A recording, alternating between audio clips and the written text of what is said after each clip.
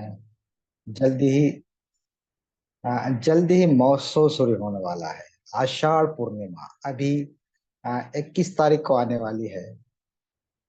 तो उनके पूर्वार्ध में हम लोग आज इस बुद्धानुसाधना के अभ्यास के लिए जुड़े हैं।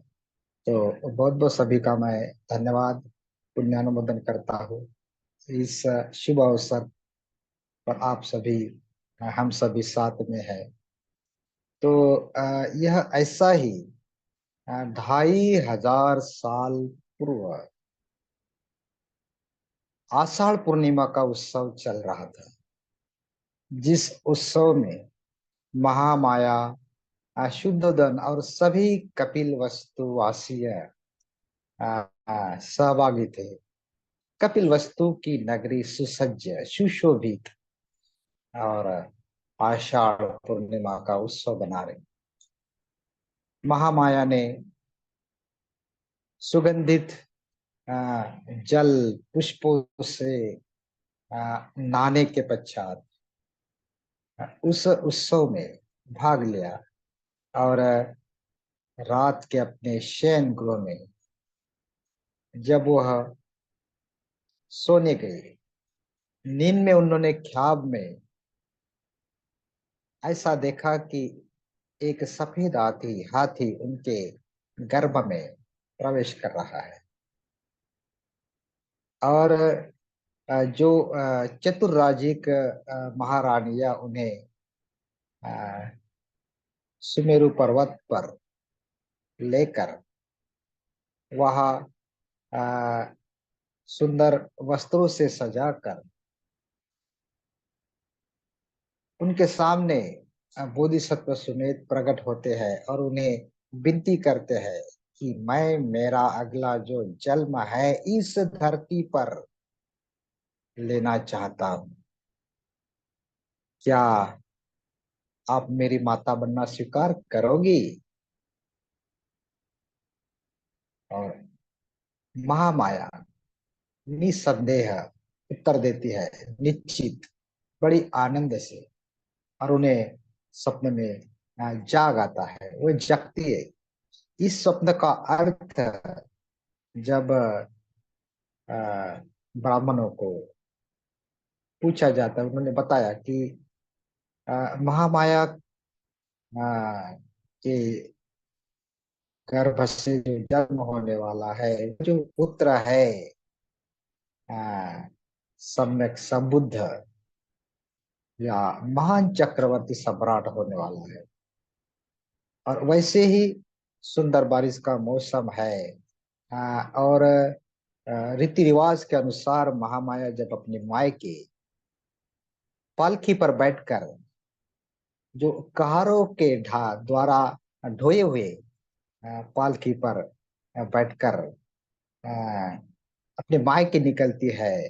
रास्ते में सुंदर लुम्बिनी वन, सुंदर हरियाली, पेड़ पौधे, वृक्ष, फूलों से सजी हुई वह लुम्बिनी वन की अ, जो भूमि है, वहां महामाया का मन होता है कि यहाँ कुछ रुके। शाल वृक्ष के नीचे रुक कर उसी जगह आगे जाने के पहले उसी जगह सिद्धार्थ का जन्म होता है। कपिल वस्तु नगरी में आनंद आनंद वातावरण है। नगरी सजी है क्योंकि शुद्धोदन जो कई सालों से राह देख रहा पुत्र की, उन्हें सिद्धार्थ नाम का पुत्र मिला। और ये जो महामाया है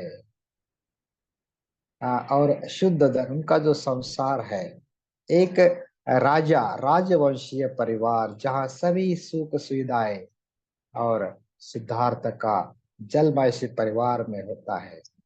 यह शुभ वार्ता सुनकर जो अशित मुनि पर्वत में तपस्या करते हैं, तो वह निकल आते हैं शुद्धोदन के घर। और जब सिद्धार्थ को देखते तो 32 लक्षणों से और 80 उपलक्षण से युक्त सिद्धार्थ कर देख कर वह जो भविष्यवाणी करता है कि यह पुत्र निश्चित ही सम्यक संबुद्ध होगा, और उनके आंखों से आंसू बहने लगते हैं। आ, जब शुद्धोधन को यह समझता है कि क्या मेरे पुत्र को कुछ अघटित होने वाला है, आपके आंखों से तो आंसू बह रहे हैं, लेकिन अशित मुनि कहता है कि मैं इसलिए रो रहा हूँ, आपका भविष्य का जीवन सुरक्षित है, लेकिन मैं इसलिए रो रहा हूँ कि जब यह बालक सम्यक संबुद्धत्व को प्राप्त करेगा, इस बालक को देखने के लिए मैं जीवित नहीं रहूंगा, क्योंकि मेरी उम्र हो चुकी है। और वैसी ही जो आंसू है, माया माया के आंसू में 7 सप्ताह के पश्चात बहती है। वह शुद्धतन और महाप्रजापति को नजीक बुलाकर कहती है कि वह बहुत ही बीमार पड़ी है और आंखों से आंसू बह रहे हैं।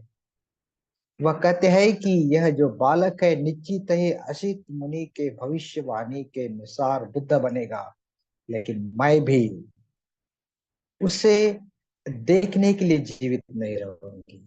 अभी मेरा अंत काल नजीक आ रहा है। और यह बालक को प्रजापति जो उनकी बहन है निश्चित ही अच्छी तरह से उसकी परवरिश करेंगी, यह उनको आशा रहती है। और शुद्धोधन के हाथ में हाथ रखकर वह इस यही सिद्धार्थ को ऐसा कहते कि मैं सौंपती हूँ, और वह ब्रूत होती है। और इसके पश्चात सिद्धार्थ का जो लालन पालन है उस राजी परिवार में आगे बढ़ते जाता है। और सिद्धार्थ जो है बचपन से ही शांत स्वभाव, साधना में रुचि रखने वाला। जब अपने पिताजी के साथ वह खेतों में जाते हैं तो पेड़ के नीचे शांति से ध्यानस्थ बैठते हैं। जब उनके खेतों में किसान मजदूर को काम करते देखते हैं तो करुणा भरे आंखों से वह देखते हैं, और कितनी मेहनत इन गरीबों को, किसानों को करना पड़ता है। तो करुणा भाव तभी से उनके मन में जागता है जब अपने मित्रों के साथ राजनीति पर वो चर्चा करते हैं। वह अकेले शांत चित्त साधना में बैठते हैं। और जब उनके मित्र बाहर शिकारी के लिए जाते हैं तो वह जो है आ, वह उन्हें कहता है कि वह नहीं जाता, और उन्हें कहता है कि तुम हिंस्र पशुओं को आ, आ, नहीं मारते, लेकिन जो हिरण और सस्य है उनको मारते हो। तो प्राणियों को मारना, उनको दुख देना, यह अच्छी बात नहीं, यह धर्म नहीं। और जब यह जो उनका जो चचेरा भाई है देवदत्त एक हंस को मार गिराता है, लेकिन सिद्धार्थ उनकी सेवा शुश्रूषा करता है, उन्हें जल पिलाता है, औषधोपचार करता है, और वह जीवित होकर उसे छोड़ देते हैं। और सिद्धार्थ के मन में जो करुणा का भाव है, ध्यान की शांति है, एकाग्रता है, जागृति है, बचपन से ही उन्हें यह गुण नजर आते हैं। और जब वो शाक्य संघ में, शाक्य कुल में शामिल होते हैं तो जो भी पंचशीलों का पालन है, संघ के जो तत्व है उनकी दृढ़ निष्ठता जो कायम रखकर वह वहाँ युवा अवस्था में वही संघ में अपना जो मत है स्पष्टता से व्यक्त करते हैं।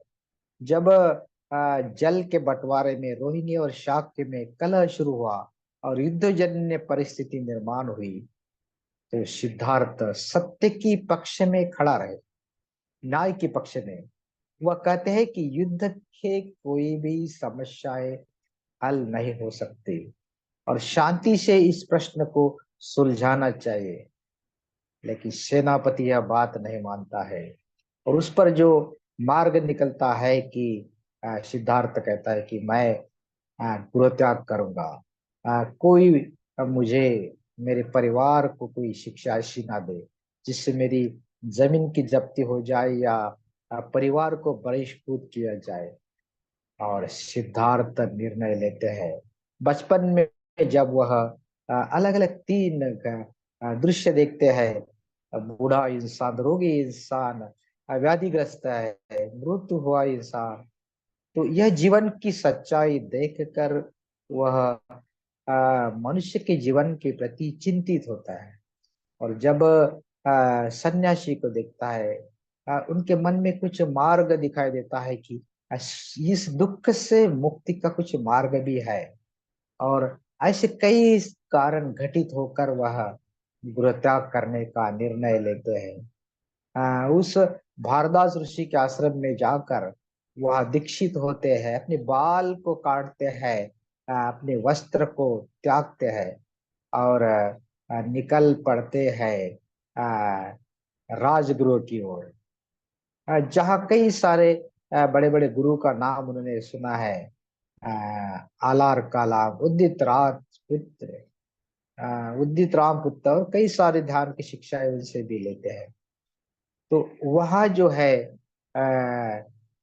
उस राजगृह में वह अपनी पर्णकुटी शाखाएं बनाकर वहां रहने लगते हैं। और वह उन्हें 5 परिव्राजक मिलते हैं जो आत्मक्लेश का मार्ग अनुसरण कर रहे हैं। और वह संदेश देते हैं कि जिन कारण आपने गृह त्याग किया है उस कपिल वस्तु में अभी यह समस्या मिट चुकी है, शांति से यह प्रश्न सुलझा है, आप अभी वापस अपने घर जा सकते हैं। लेकिन सिद्धार्थ इस पर गहराई से चिंतन करता है कि यह केवल शाक्य कुलियों की युद्ध की ही समस्या नहीं है, यह जगत की समस्या है। जगत में जो युद्ध है, जगत में जो इंसान इंसान में युद्ध चल रहा है, झगड़ा चल रहा है, इंसान के मन में जो युद्ध चल रहा है क्लेशों के प्रति, मार के प्रति, यह युद्ध जो है, यह उसका समस्या का हल जब तक मैं नहीं निकालता, मैं घर वापस नहीं जाऊंगा। और वह अलग अलग गुरुओं के पास शिक्षा लेकर आखिरी में बुद्ध गया, जो सिद्धार्थ जो है, जो उस बुद्ध गया के तट के पास, निरंजना नदी के पास जब बोधि वृक्ष था, वहां ध्यान साधना करने का निर्णय लेते हैं। उसके पहले वह शरीर त्याग, पीड़ा, यह सब अनुभव लेने के पश्चात, अलग अलग ऋषियों गुरुओं के पास सीखने के पश्चात खुद का मार्ग मार्ग चुनते हैं। और आत्मक्लेश से कोई आ, समाधान नहीं निकलता। जब वहां वह डोंगेश्वरी पर्वत के पास 5 परिवाजक को फिर से दूसरी बार मिलते हैं, और वह भी आत्मक्लेश का, शरीर को पीड़ा देने का, त्याग का मार्ग वह अवलंबित करते हैं। लेकिन बुद्ध इस मार्ग को अपनाकर कई सारी तप करते हैं। चावल के एक दाने पर वह दिन को गुजारा करते हैं। इनका पेट और पीठ एक हो जाता है, शरीर सूख जाता है, हड्डियां जो है, मांसपेशियां जो है, खून जो है शरीर का सूख जाता है। लेकिन फिर वह निर्णय लेते हैं कि जब तक शरीर में ऊर्जाएं नहीं निर्माण होती, जब तक शक्ति नहीं होती, तो हम ना ध्यान कर सकते हैं ना चिंतन कर सकते हैं। और फिर वह इस बोधि वृक्ष के नीचे अपनी साधना की शुभारंभ करते हैं। और इकट्ठा कई दिनों तक, ऐसा लगभग कहते हैं कि 1.5 माह तक वह सतत ध्यान साधना करते हैं, चिंतन करते हैं।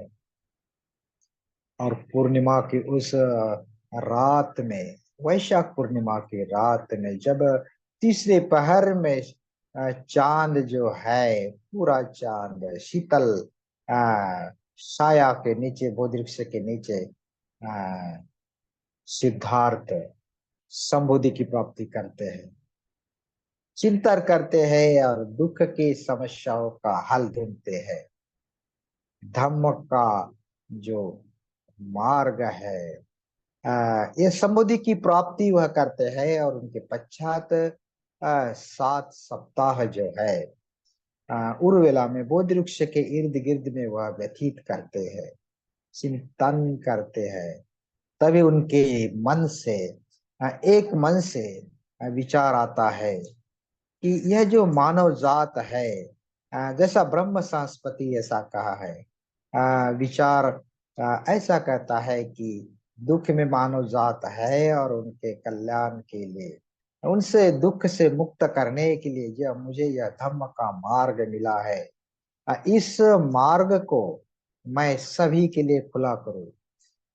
और इस याचना से वह निकल पड़ते हैं बुद्ध गया से सारनाथ की ओर।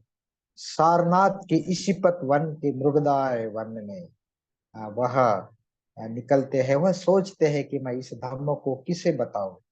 आलार कलाम हो या अपने गुरु जो उदित राम पुत्र सभी मर चुके रहते हैं, तो उन्हें लगता है कि जो उन्हें 5 परिवारजक पहले मिले थे, उन्हें इस धम्म को, इस सत्यता को बताए।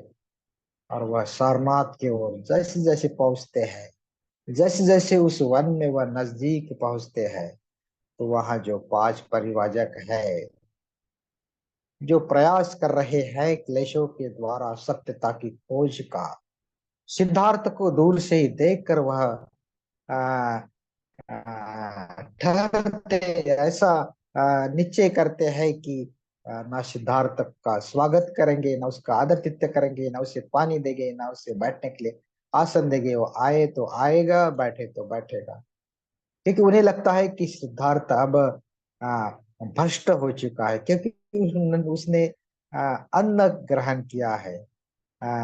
तो जैसे जैसा सिद्धार्थ नजदीक आते हैं, सिद्धार्थ ने अभी अभी बुद्धत्व की प्राप्ति की है। वह सम्यक संबुद्ध शास्त्र जगत के जैसे जैसे आ रहे, उनका जो उनकी जो तेज प्रभा है, प्रभा मंडल से उन्होंने जो ठहराया था वो सहजता से वह बदल रहे।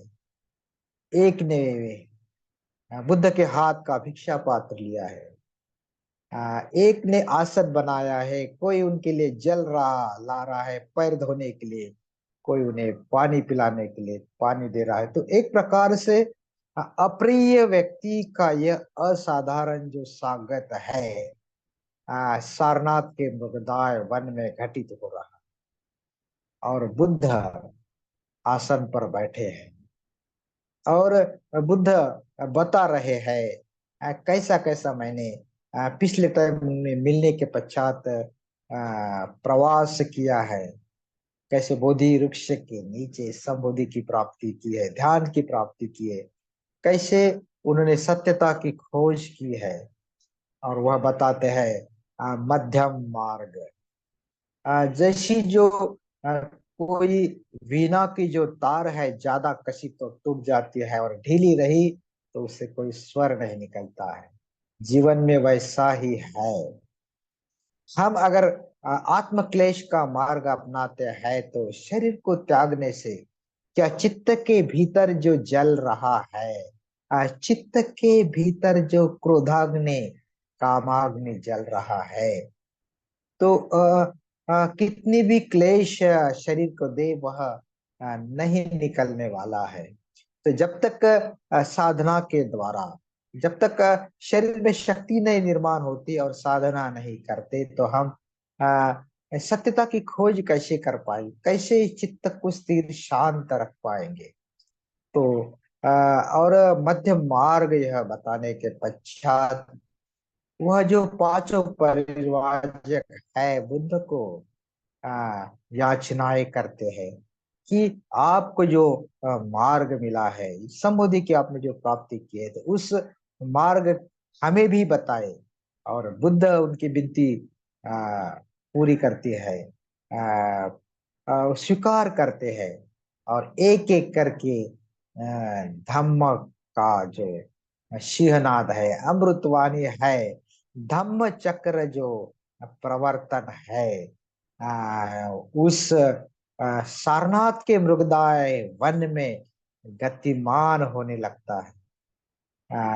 वह जो दिन है, आ, आषाढ़ पूर्णिमा का दिन, जो अभी 21 तारीख को हम मनाए जा रहे हैं, तो बुद्ध के संबोधि के पश्चात उस दिन का महत्व जो है, बहुमूल्य ऐसा महत्व है। बुद्ध जो है एक मानव के रूप में जन्मे है, और बुद्ध ने जो प्राप्त किया है, हर इंसान वह प्राप्त कर सकता है। और बुद्ध बता रहे हैं, बुद्ध जो संबोधि के पश्चात अपने धम्म को बता रहे हैं। यह असाधारण ऐसी घटना है, पहली बार घटित हुई है ऐसी घटना है, जहां बुद्ध बता रहे हैं। इसके पहले कई बुद्ध हुए, लेकिन उन्होंने संबोधि का लाभ जो है वह उनके तक ही मर्यादित रखा है।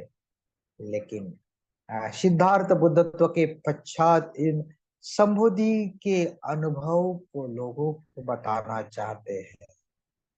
इस मार्ग पर चलने के लिए धम्म के अमृत द्वार खुले करना चाहते हैं।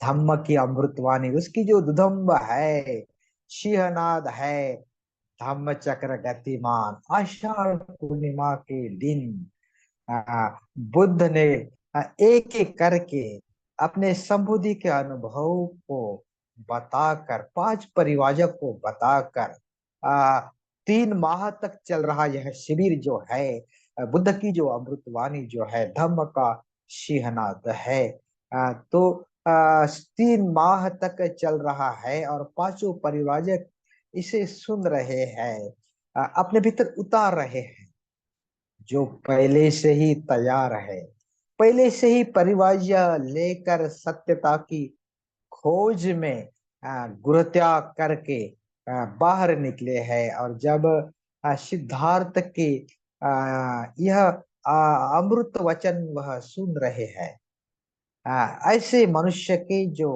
जिन्होंने संबुद्धि की प्राप्ति की है, सत्यता की खोज की है, और उनका जो शरीर है सिद्धार्थ का एक मनुष्य के जैसे ही समान है, लेकिन उनका जो चित्त है, उनका जो मन है, वह संबोधि से परिपूर्ण है। उनकी जो चेतना है, संबोधि युक्त उनकी जो चेतना है, मन है, उनके चेतना से जो अनुभव के शब्द बाहर आ रहे हैं, वह शुद्ध ऐसा धम्म है, धम्म पद है, धम्म की वाणी है, जो यह 5 परिवाजों को वह सुना रहे हैं। और ऐसे बोल, ऐसे उनके बोल, उनका उदान जो है, सुनकर यह 5 के 5 दृष्टि लाभ प्राप्त होते हैं। वह अनंत को, संबोधित को प्राप्त होते हैं। तो ऐसा यह शिविर, ऐसा यह जो आषाढ़ पूर्णिमा का जो उत्सव महोत्सव तब से लेकर जो बना रहा, चल रहा है, तो विशेष उसको बन गया है, क्योंकि बुद्ध जो है, जो सत्यता को बता रहे हैं, जो सदियों काल से चले आ रही जो परंपरा जो है, जो ईश्वर की परंपरा है, जो एक ईश्वर का एकाधिकार है, उसके धर्म का एकाधिकार है, जो धर्म नहीं बदल सकता। जो लेकिन बुद्ध जो है मनुष्य को महत्व देते हैं, मनुष्य के मन को महत्व देते हैं। मनुष्य का मन जो है विकसित होकर वह प्रबुद्ध मन बन सकता है, अकुशल मन कुशल बन सकता है, अप्रबुद्ध मन प्रबुद्ध बन सकता है। और सभी मनुष्य में यह आशाएं जो है जाग जाती है, कि हर इंसान जो है आ, बुद्धत्व को प्राप्त कर सकता है।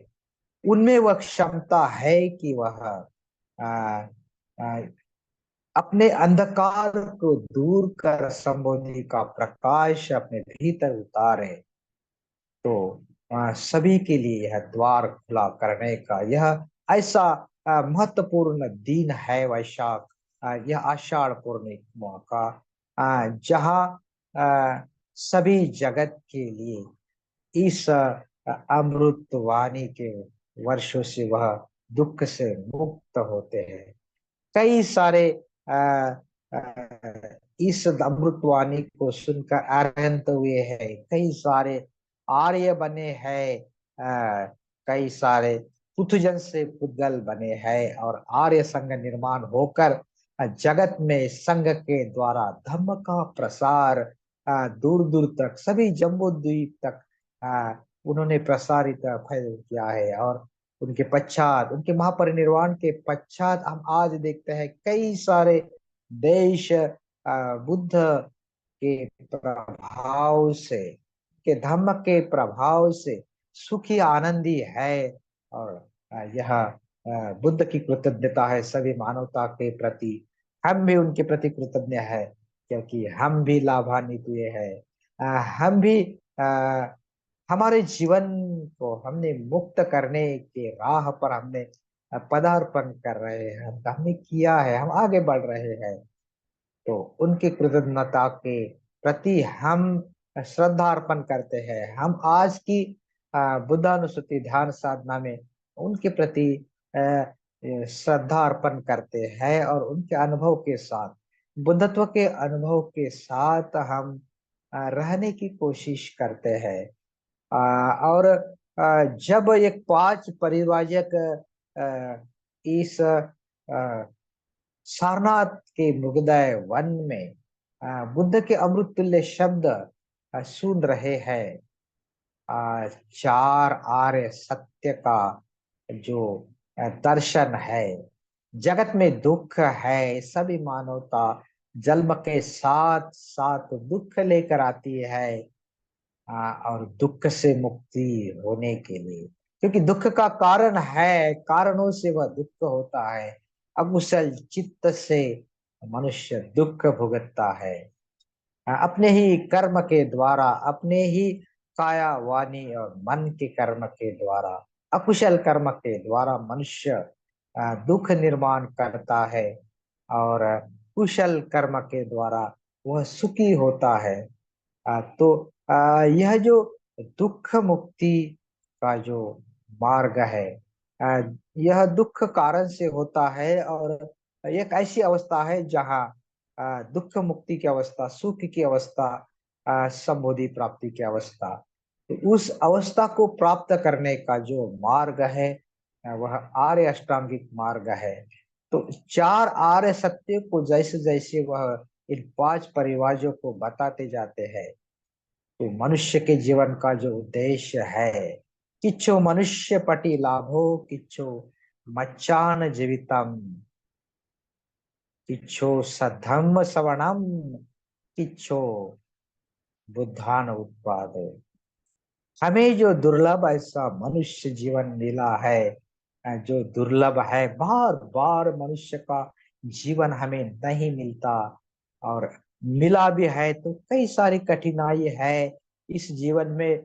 धम्म को मिलना, धम्म की शिक्षा सुनने को मिलना, बौद्ध परिवार में जन्म होना और संघ के संपर्क में आना, ऐसी त्रिरत्न बौद्ध महासंघ के संपर्क में आकर हमने धम्म मित्र की या धम्मचारी की दीक्षा लेना, और कटिबद्धता के साथ जैसे बुद्ध ने बताया है, बुद्ध ने बताए मार्ग पर चलना, तो हम भी बुद्धम शरणम गच्छामि त्रिशरण का उच्चारण बार बार करते हैं। और इसका अर्थ यह है कि मैं भी बुद्ध के जैसा बनना चाहता हूँ। तो वो बुद्धम शरणम गच्छामि तो हम बोलते हैं, तो क्या हम उस ध्येय को सामने रखकर यह मार्ग के द्वारा आगे बढ़ने की कोशिश करते हैं? तो किच्छो बुद्धान उत्पादो, धम्म को सुनकर हमारे मन के भीतर, चित्त में बुद्ध को क्या हम निर्माण कर सकते हैं? तो बुद्ध को हमारे मन के भीतर निर्माण करना यह भी दुर्लभ बात है, लेकिन वह संभव है।